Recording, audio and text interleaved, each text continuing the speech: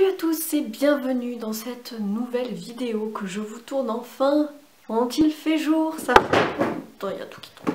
Que je vous tourne enfin quand il fait jour, ça faisait longtemps et ça fait plaisir. Avant de commencer cette vidéo, je voulais vous souhaiter une bonne année, même si c'est un petit peu risqué de souhaiter la bonne année par les temps qui courent, n'est-ce pas? Et disons que voilà, on va essayer de faire au mieux, voilà, pour cette année 2021, en espérant que ça va pas être trop pourri et qu'il y aura quand même des belles choses, mais je suis sûre que oui. Donc voilà, bonne année, meilleurs vœux à vous, prenez soin de vous, tout ça.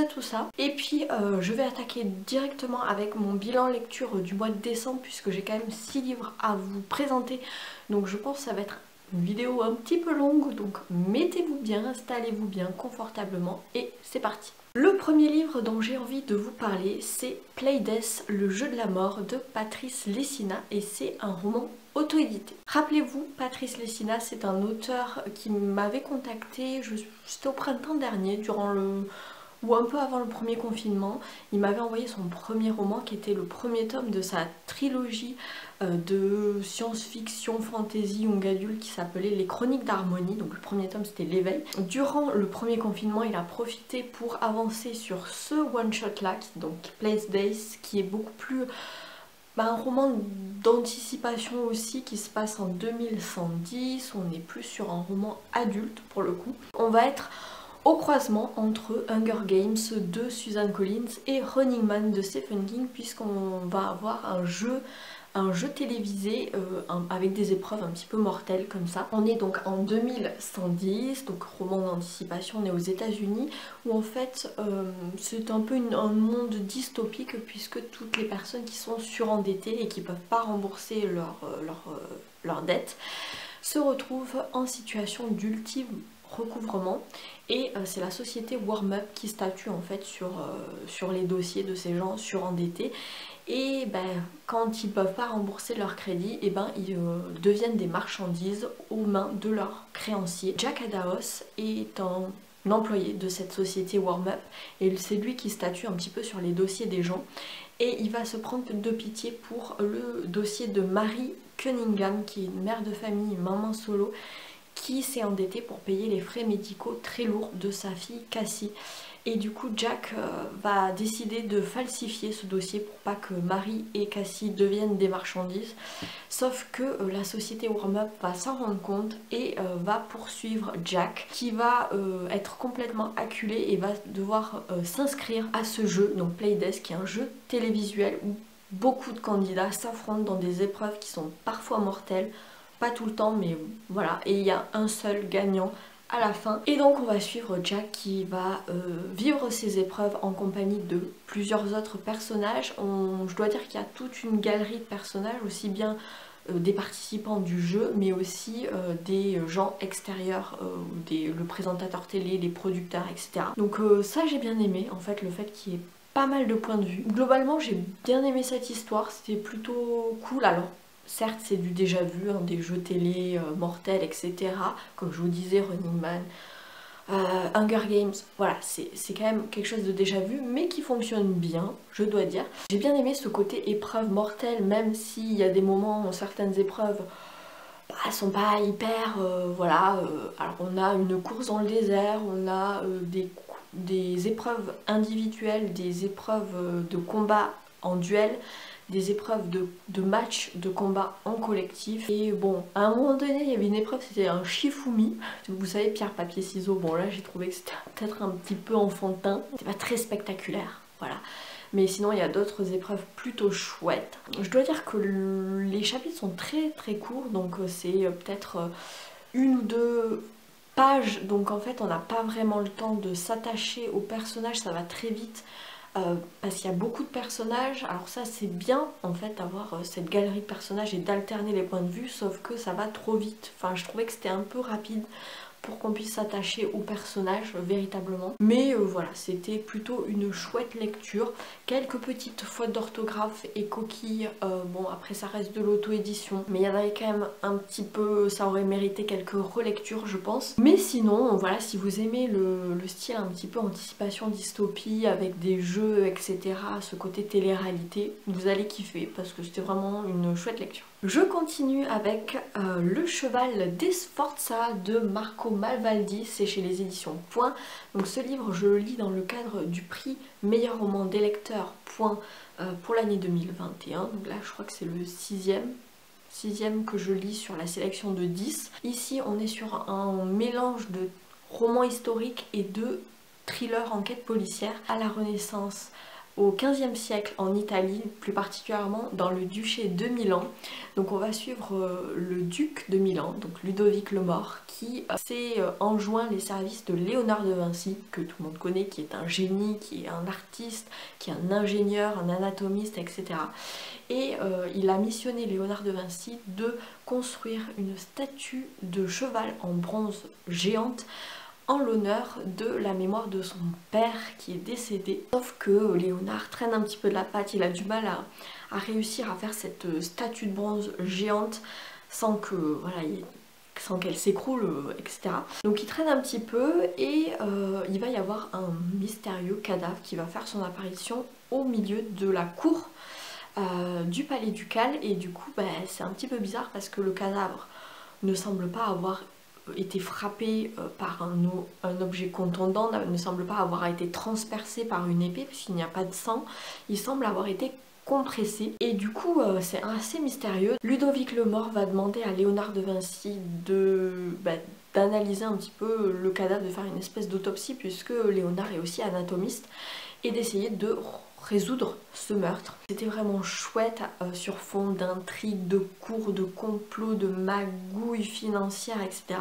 C'était vraiment chouette, moi j'ai beaucoup aimé, en plus je suis ultra fan de Renaissance italienne, j'adore ça. Bon, je suis plus team Florence qui est un peu ma ville de cœur que Milan, j'y suis jamais allée, mais pourquoi pas quand on pourra revoyager à nouveau, aller visiter Milan. Mais voilà, j'adore cette époque, j'ai bien aimé ce côté historique et policier. Il y a aussi un procédé, alors qui plaira pas forcément à tout le monde, mais que moi personnellement j'ai adoré dans ce roman, c'est que le narrateur interpelle le lecteur avec beaucoup d'humour, il y a beaucoup d'humour noir, un peu de sarcasme, etc. Moi j'adore ça. Et dans les langages, les dialogues un petit peu policés de la cour de Milan, où les menaces sont voilées sous une couche de politiquement correct, et ben le narrateur traduit un petit peu de manière plus vulgarisé et avec notre langage actuel ce que les personnages sont en train de dire, en disant au lecteur bon là ça veut dire ça en fait, il est en train de l'insulter de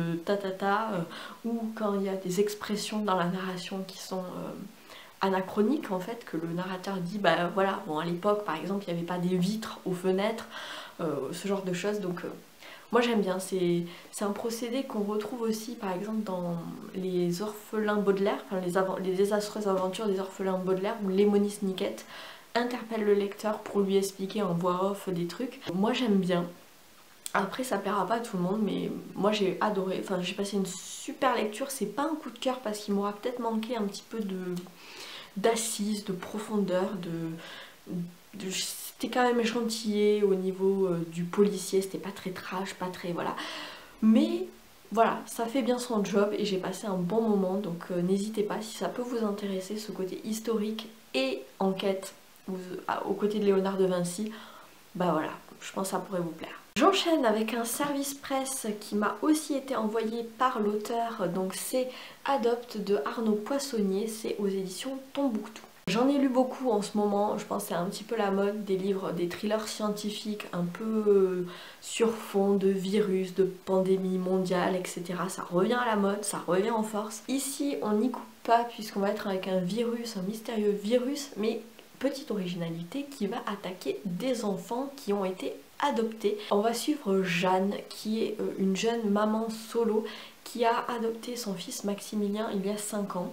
Il est originaire des Philippines, sauf que là il se meurt d'un mystérieux mal de ventre, il a très mal et il va en décéder malheureusement, et il va être suivi aussi par plein d'autres enfants un peu partout dans le monde qui souffrent de ce mystérieux mal, et les scientifiques ne comprennent pas ce qui se passe, mais il semblerait que tous ces enfants proviennent d'une même agence d'adoption qui s'appelle World Adopters. Donc c'est un petit peu bizarre. Et Jeanne, donc en compagnie d'un reporter journaliste, Victor, va essayer de retrouver les parents biologique de Maximilien, déjà pour leur annoncer le décès de leur fils, mais aussi pour essayer de remonter un petit peu aux origines de son enfant et comprendre un petit peu ce qui se passe dans les coulisses de cette fameuse agence d'adoption. Ce qu'ils vont découvrir est quand même assez effroyable, je dois dire. C'était plutôt bien trouvé par l'auteur. Moi j'ai beaucoup aimé le postulat de base qui était vraiment chouette, ce virus qui touche des enfants adoptés avec cette thématique de l'adoption qui était vraiment cool. J'ai beaucoup aimé toute la première partie, le début où on pose l'intrigue, on pose les personnages, etc. Après la fin, j'ai trouvé que dans le traitement c'était peut-être un petit peu... ça manquait de quelque chose, notamment les thématiques qui auraient pu être abordées sur le féminisme, sur la maternité, sur les femmes, le corps des femmes, etc. Il y avait tellement de matière à faire, mais ça n'a pas été abordé comme j'aurais voulu, donc c'est un petit peu dommage. Je trouve que l'auteur est très doué dans la narration, mais en ce qui concerne les dialogues, ça pêchait un petit peu pour moi parce que j'avais l'impression que tous les personnages parlaient de la même manière, d'une manière un petit peu vulgaire et argotique. Alors qu'il y ait un personnage qui parle comme ça me dérange pas dans le sens où ça peut être sa propre personnalité. Sauf que là, tous les personnages parlaient de la même façon et j'avais l'impression qu'ils avaient tous la même personnalité, donc ça c'était un peu dommage. À un moment donné, il y a eu aussi un espèce de rapprochement un peu chelou entre deux personnages que j'ai pas compris et que je me suis dit c'est peut-être un fantasme de l'auteur qui était un petit peu malvenu. Je trouvais ça tombait sur comme un cheveu sur la soupe et bon voilà. Mais sinon c'était plutôt bien au niveau de l'intrigue, au niveau de l'idée en fait que je trouvais assez originale. Mais voilà, quelques petits trucs qui m'ont un petit peu dérangé, pareil quelques petites coquilles, fautes d'orthographe de temps à autre, mais bon, ça gêne pas vraiment la lecture. Donc voilà, mais sachez que si jamais ce roman vous intéresse, le côté un petit peu thriller scientifique, avec virus, etc. Ce livre est un roman solidaire puisque il coûte 21,50 € et sur les 21,50 € il y a 2 € qui sont reversés à l'hôpital Necker qui vise à soigner les enfants malades. Donc voilà, je vous mettrai en barre d'infos le lien vers le site du livre si vous voulez vous le procurer ou l'offrir à quelqu'un et faire une bonne action au passage. Donc voilà, ça me tenait à cœur de vous en parler. Je continue avec ma première lecture pour le Cold Winter Challenge et donc j'ai entamé avec Christmas Pudding de Agatha Christie, c'est chez les éditions Le Livre de Poche. Donc ce livre est un recueil de 6 nouvelles, les 5 premières sont avec notre incroyable Hercule Poirot et la 6e est avec Miss Marple. Alors je dois dire que j'ai quand même une préférence pour Hercule Poirot que je trouve beaucoup plus... qui a plus de panache, alors que Miss Marple elle est plus discrète, on la voit moins, etc. Mais j'ai passé un super moment de lecture avec ces 6 nouvelles. Alors je dois dire que la première nouvelle, c'est la seule finalement qui se passe à Noël et qui s'appelle Christmas Pudding et qui donne du coup son nom au recueil. Les autres se passent pas à Noël, donc voilà, c'est quand même bien de le savoir. C'est vrai que j'aurais bien aimé prolonger un petit peu l'ambiance de Noël dans les autres nouvelles, mais c'est pas le cas, sachez-le. Cela dit, j'ai adoré enquêter aux côtés d'Hercule Poirot et de Miss Marple. Je trouve qu'Agatha Christie a vraiment un don pour camper ses personnages, son intrigue en seulement quelques lignes, quelques pages. Elle arrive à faire ça de manière très rapide et à nous happer comme ça, nous lecteurs, hyper rapidement et de manière très fluide. Et ça franchement c'est pas donné à tout le monde parce que l'exercice de la nouvelle, je trouve que c'est quand même un format un petit peu casse-gueule parce que c'est très court et qu'il faut réussir à capter l'attention du lecteur rapidement. Et je trouve qu'elle y arrive merveilleusement bien et il n'y a pas beaucoup d'auteurs qui arrivent à faire ça, donc pour le coup chapeau.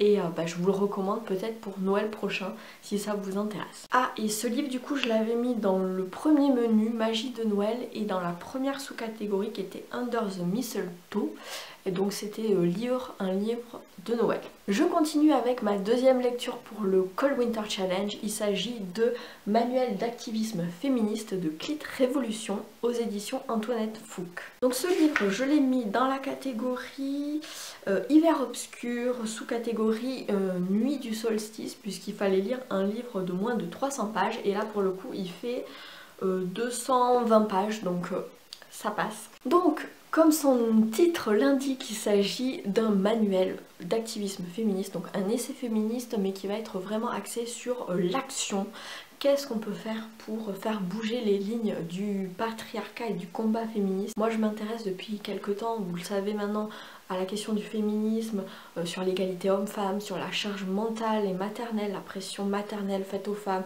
sur voilà, les inégalités salariales, etc. Plein de thématiques du féminisme. Et du coup j'étais ravie que ma soeur m'offre ce petit essai à mon anniversaire. C'était plutôt sympa, j'ai rien appris de neuf puisque comme je vous le disais, je m'intéresse déjà à ces sujets-là à travers la lecture d'articles. Je suis aussi des comptes Instagram, notamment Bordel de Mer. J'écoute beaucoup de podcasts féministes comme Quoi de Meuf, La Menstruelle, etc. Et du coup, tous ces sujets, voilà, je les connaissais déjà, donc j'ai rien appris de nouveau, mais c'était quand même intéressant et je pense que ça peut plaire à des gens qui sont plutôt novices sur le féminisme et qui voudraient faire un premier pas là-dedans, parce qu'il y a cette dimension très ludique et pédagogique dans ce bouquin. Alors on est vraiment axé plus sur l'action que sur la réflexion pour le coup, puisque ça va être vraiment des tutos sur comment faire un blocus dans un collège, un lycée, une université, sur comment faire des collages féministes sur les murs de l'espace public, la recette de la colle, sur voilà, organiser des manifestations, écrire un communiqué de presse, etc. Le tout alterné avec des portraits de femmes féministes, d'activistes ou de collectifs. Il y a des bons plans, il y a des bonnes adresses, il y a également un vocabulaire féministe à la fin. Il y a aussi des conseils, recommandations de lecture pour aller un peu plus loin. Donc vraiment ce manuel se veut vraiment très ludique, très pédagogique. Alors je pense que ça visera peut-être un public un peu plus jeune que moi, parce que tout ce qui était collège, lycée, université, c'est derrière moi, donc pour le coup voilà. Et peut-être voilà un public adolescent qui veut en découdre. J'ai parfaitement conscience que il faut comment dire, taper parfois du poing et être dans l'action pour se faire entendre, mais moi ça colle pas trop avec ma façon d'être ou de faire. Moi j'aime pas les manifs, j'aime pas voilà, quand il y a du monde, etc. Donc je me verrais pas faire ça. Mais ma manière à moi en fait d'aborder le féminisme est plus dans la réflexion, dans la déconstruction de soi-même pour se reconstruire, et puis en parler aussi sur les réseaux, sur mon blog, ici sur YouTube, sur Instagram, etc. C'est un peu ma manière à moi de contribuer au féminisme et d'apporter ma pierre à l'édifice. Voilà, chacun est libre de faire comme il peut, de faire son chemin comme il veut. Je pense que si vous cherchez quelque chose de vraiment très pratico-pratique, très tuto, conseils, astuces, infos, vous allez vraiment aimer ce livre. Moi je préfère quand même quand on est plus sur des ouvrages un petit peu d'essais scientifiques, universitaires entre guillemets, comme ce qu'a pu faire Mona Chollet avec Sorcière, ou Titiou Lecoq avec Libéré. Voilà, moi c'est plus vers ça que je me tourne que là.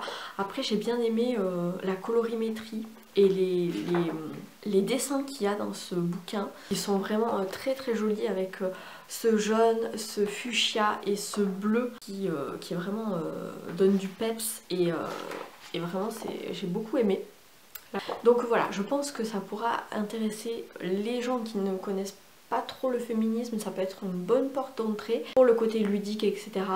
Et puis peut-être les gens qui ont envie d'en découdre un peu plus et être dans l'action, ça pourra vous plaire. Et enfin, je termine avec le dernier livre de cet immense bilan lecture, j'espère que vous êtes toujours là. Donc il s'agit de Dernier Noël avant la fin du monde de Xavier Clavelière, c'est de l'auto-édition et ce livre aussi fait partie de ma pile à lire du Cold Winter Challenge et je l'ai mis dans Hiver Mystérieux et dans la catégorie New Year, New Me, où là on est sur de l'évolution, transformation, puisqu'il va être question encore une fois d'une pandémie et d'un virus. Et oui, comme je vous disais, en ce moment c'est vraiment la mode. On va suivre le jeune Andy Gagnan qui est un trentenaire biologiste qui est spécialisé dans les virus. On va découvrir en été un mystérieux virus qui va commencer aux États-Unis à contaminer des gens, et c'est un virus qui est très très mortel puisqu'il tue ses hôtes en seulement 48 heures. Alors le virus se présente sous forme de petites méduses comme ça, et donc Andy va être missionné pour intégrer un comité scientifiques, d'experts en virologie aux États-Unis pour essayer de comprendre ce virus, de comprendre ses origines, trouver le patient zéro, etc. Et puis élaborer un vaccin qui pourra être répandu à l'échelle mondiale. Sauf que Randy est un petit peu sceptique quant au vaccin qu'ils ont proposé en se disant mais ça ne fait que endormir le virus, ça ne l'éradique pas et qu'il pourrait se réveiller. Mais bon, tout le monde lui dit mais non, ils vont pas se réveiller avant très longtemps, sauf que 6 mois plus tard, le soir de Noël, pendant le réveillon, lui il est en train de dormir et il va se faire réveiller par un accident de voiture qui va avoir lieu sous ses fenêtres. Il va sortir dans la rue pour voir ce qui se passe. Il va découvrir que tout le monde est mort dans la rue, même au commissariat quand il va essayer d'aller signaler l'accident de voiture, etc. Tout le monde est décédé, il semble être le seul survivant. Alors il va se mettre un petit peu en quête pour survivre et essayer de voir s'il y a d'autres survivants. Il va tomber sur une petite fille, Audeline, qui a 9 ans, et sur Audrey, une jeune femme un peu téméraire. Et ils vont essayer de survivre tous les trois et de comprendre un petit peu ce qui s'est passé, pourquoi tout le monde est mort sauf eux. Ils vont faire la rencontre aussi d'autres survivants, etc. Et essayer de comprendre qu'est-ce qui s'est passé. Est-ce que le virus s'est réveillé? Pourquoi le vaccin n'a pas marché? Pourquoi eux sont immunisés? Je dois dire que j'ai bien aimé aussi l'alternance à passé-présent qu'il y a dans ce livre, puisqu'on va suivre d'un côté Andy 6 mois auparavant lorsqu'il est avec son comité scientifique aux États-Unis en train de chercher l'origine du virus et de chercher un vaccin, et puis 6 mois plus tard, donc après Noël, quand il va essayer de survivre en compagnie d'Audrey et d'Audeline. C'était plutôt chouette, j'ai trouvé que l'intrigue était super bien menée, les personnages sont bien campés, la psychologie des personnages est là. J'ai été agréablement surprise, je dois dire, de la qualité de l'intrigue, des personnages et du travail éditorial pour de l'auto-édition, c'était vraiment chouette. Quelques fautes d'orthographe mais vraiment minimes. Alors, il y a quelques longueurs en milieu de roman, mais je me posais la question de savoir comment l'auteur allait retomber sur ses pattes, où est-ce qu'il voulait nous mener avec l'explication finale, etc. du virus, du pourquoi, du comment. Je dois dire que l'explication est un petit peu tirée par les cheveux, c'est vrai, mais elle tient la route. Faut dire que bon, je suis assez bon public en règle générale, donc ça passe. Si je dois donner un petit bémol à ce bouquin, c'est qu'il est bourré de sexisme ordinaire, et alors voilà, j'ai beaucoup de mal avec ça. Faut dire que dans ce bouquin, il y a une féministe qui disait une fois qu'on a chaussé les lunettes du féminisme, c'est difficile de voir le monde comme il était avant en fait. Tout ce qui va pas, tout ce qui est problématique nous saute aux yeux, et c'est vrai en fait, on peut plus regarder le monde comme avant, et du coup le sexisme ordinaire, je n'arrête pas de le relever partout.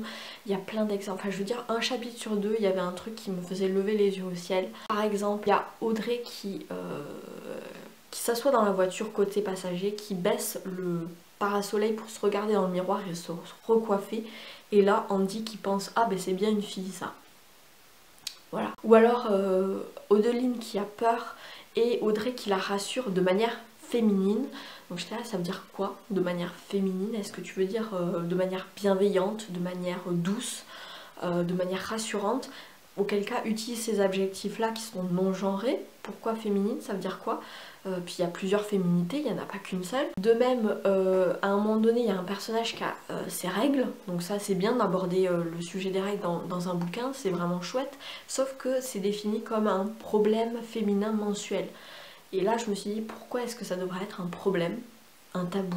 Non, non, déjà non. À un autre moment, il y a Andy qui est dans une soirée entre amis, un dîner, il va être subjugué par une jeune femme, il va jeter son dévolu sur cette jeune femme et se dire dans sa voix intérieure, je vais la faire mienne avant la fin de la soirée, comme si c'était un objet à posséder.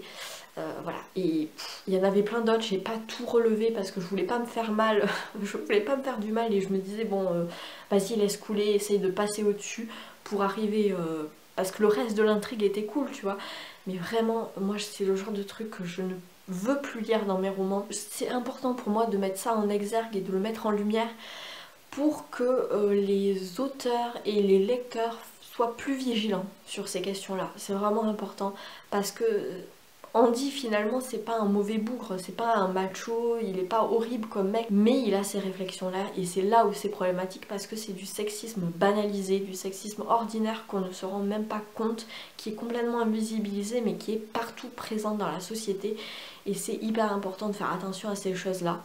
Donc voilà, c'était un petit peu mon message sur ce livre, mais sinon c'était une chouette lecture, pas un coup de cœur, mais vraiment une très bonne lecture que j'ai passé un bon moment. Voilà, c'en est tout pour ce très long bilan lecture, j'espère qu'il vous aura plu. N'hésitez pas à me dire ce que vous en pensez dans les commentaires, si je vous ai donné envie de lire ces livres, si vous les avez déjà lus, qu'est-ce que vous avez pensé. N'hésitez pas à mettre un petit pouce en l'air si la vidéo vous a plu, à vous abonner si c'est toujours pas fait, à aller voir une de mes dernières vidéos. Et puis en attendant la prochaine vidéo, je vous souhaite évidemment d'excellentes lectures, encore une fois une bonne année 2021 et je vous dis à très bientôt pour une nouvelle vidéo. Ciao!